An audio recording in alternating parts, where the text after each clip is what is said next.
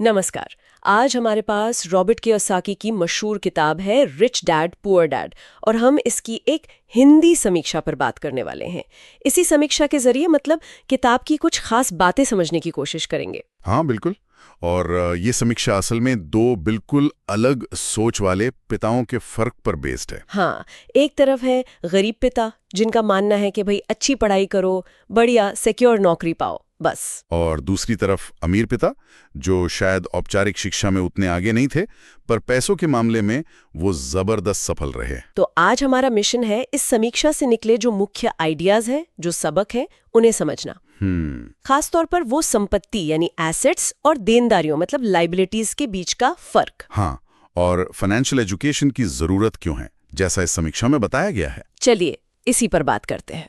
बिल्कुल। तो देखो, समीक्षा का एक बड़ा पॉइंट ये है कि अमीर और क्या कहते हैं गरीब या मिडिल क्लास की सोच में ही एक बुनियादी अंतर है, खासकर जब बात एसेट्स और लाइबिलिटीज की आती है। अच्छा। समीक्षा साफ कहती है कि अमीर लोग लगातार एसेट्स बनाने पर मतलब संपत्ति बनाने पर ध्यान देते हैं। हाँ, और समीक्षा इसे बड़े सिंपल तरीके से समझाती भी है। एसेट्स मतलब वो चीजें जो आपकी जेब में पैसा डालें। सही। जैसे शायद किराए पर दी हुई कोई प्रॉपर्टी हो या ऐसे शेयर्स जिनसे डिविडेंड आता हो। हाँ हाँ बिल्कुल। और लाइबिलिटीज वो चीजें जो आपकी जेब से पैसा निकालें। जैसे कोई बड़ी महंगी गाड़ी ले ली जिसकी ईएमआई और मेंटेनेंस ही बहुत हो। परफेक्ट। समीक्षा के हिसाब से ये छोटा सा फर्क समझना ही शायद पहली सीढ़ी है। सही कहा। और यहीं से देखो बात जुड़ती है फाइनेंशियल लिटरेसी की, मतलब पैसों की समझ की। हाँ, ये पॉइंट भी है समीक्षा में। समीक्षा इस बात पर काफी जोर देती है कि हमारे स्कूल कॉलेज हमें नौकरी करना तो सिखा देते हैं शायद, पर पैसा कैसे काम करता है ये शायद ही सिखाते हैं।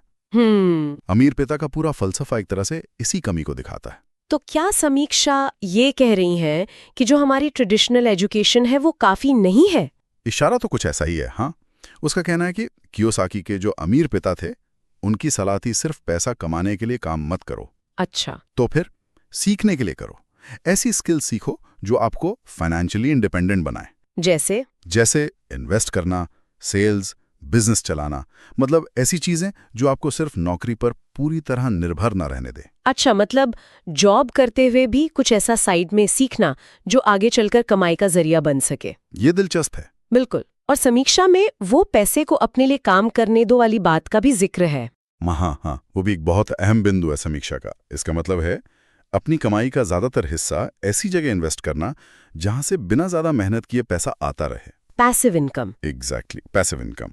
समीक्षा के अनुसार किताब इसी सोच पर बहुत जोर देती है कि एक्टिव इनकम मतलब सैलरी पर निर्भरता कम करो। पर क्या समीक्षा सिर्फ तारीफ ही करती है किताब की या कुछ कमजोरियां, कुछ क्रिटिसिज्म भी बताती है? नहीं, दोनों बातें हैं। समीक्षा मानती है कि किताब की भाषा बहुत आसान है, जो उदाहरण दिए हैं वो काफी मोटिवेट करते हैं। ओके। और ये पैसे को देखने का नजरिया बदल सकती है, खासकर उन लोगों के लिए जो इस बारे में नया सोचना शुरू कर रहे हैं। ओके। लेकिन समीक्षा ये भी साफ कहती है कि इसमें कोई बहुत गहरी स्टेप बाय स्टेप गाइड नहीं है कि बस ये कर लो तो अमीर बन जाओगे। अच्छा। कुछ बातें थोड़ी ज्यादा ही सिंपल करके बताई गई हैं या शायद थोड़ी फिल्मी लग सकती हैं कुछ लोगों को।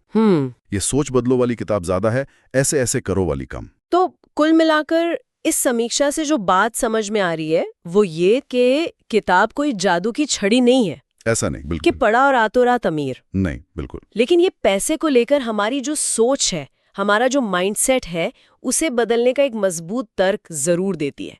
खास बात वही घूम फिर कर आती है, एसेट्स बनाओ, लायबिलिटीज कम करो। बिल्कुल। और यहाँ एक सोचने वाली बात निकलती है इस पूरी चर्चा से। समीक्षा कहती है कि ये किताब उन लोगों के लिए खास तौर पर महत्वपूर्ण है जो वो नौकरी, खर्चे, फिर नौकरी वाले रेट रेस में फंसा हुआ महसूस करते हैं। हाँ। और फाइनेंशियल फ्रीडम चाहते हैं। तो सवाल ये उठता है फिर, अगर कोई इस किताब से मिली सोच को अपनाता है तो असल में उसका पहला कदम क्या होना चाहिए अपनी आर्थिक यात्रा शुरू करने के लिए, चाहे वो कितना ही छोटा क्यों ना हो। ये विचार करने लायक बात है।